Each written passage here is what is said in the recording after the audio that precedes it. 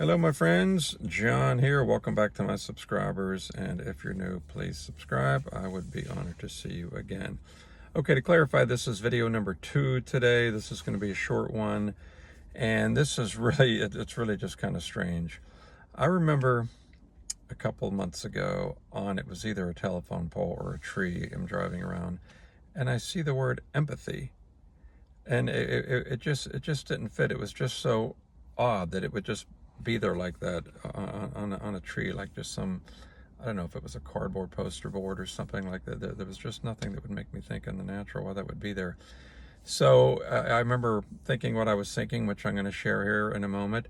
Kind of forgot about it. And then literally about 15-20 minutes ago, I'm somewhere else and there it is. I took note that it was on a telephone pole, the word empathy. And, you know, I just felt like the Lord was bringing something to my attention. But I can even remember in school, I think, a vague memory, people talking about the difference between sympathy and empathy. So just real quick here, as an illustration, I read something similar on the internet. Imagine you have a coworker, their pet died, but you've never had a pet, so you can tell them, you know, you offer your sympathy, you know, you're sorry this happened, just comforting words.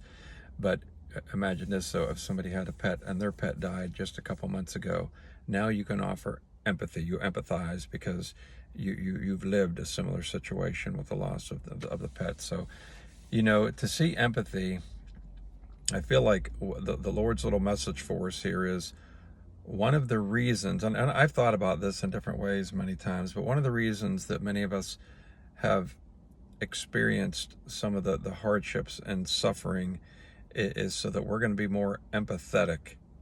You know, it's just like if you were always wealthy and then you're in ministry and you meet somebody that would be, you know, homeless, for example, or either way, just in really bad shape financially. And this could apply with anything, you know, health problems or whatnot.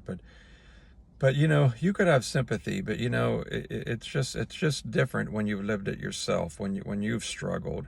So God's just, I believe, bringing so many of His children out, and I'm not going to just say this season, in this hour, even in this moment in time, to where they're leaving that suffering behind, and you know, it's just you know, like a specific purpose. One of the purposes, you know, that we endured it is to help other people, where it's really coming from the heart. I could think of 2 women, you know, that endured in ministry, names you would know. I mean, it's public. I could mention them, but I just don't feel led to. But they both endured, you know, sexual abuse as a child. And, you know, it's horrible. I hate that happened, but it did.